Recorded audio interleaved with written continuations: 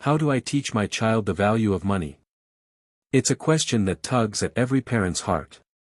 Because deep down, we know money isn't just about dollars, it's about choices, priorities, and character.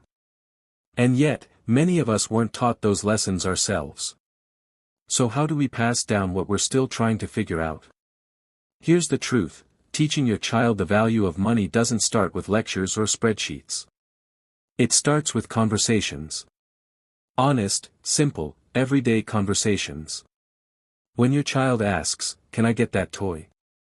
that's not just a spending decision.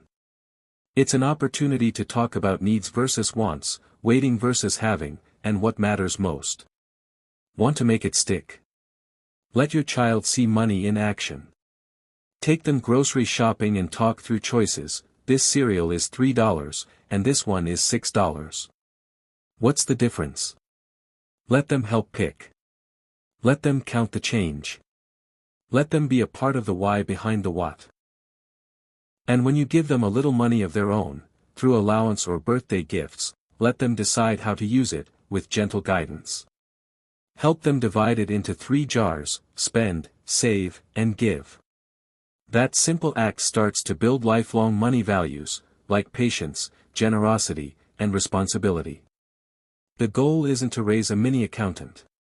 It's to raise a child who understands that money is a tool, not a goal, and that how we use it says something about who we are. So next time your child asks, "Can I get this?" don't rush to say yes or no. Use it as a moment to connect, reflect, and teach. Because every money question is really a values question in disguise. If this helped you rethink how to talk to your child about money, hit subscribe, and stay with us. We've got more practical parenting wisdom coming your way.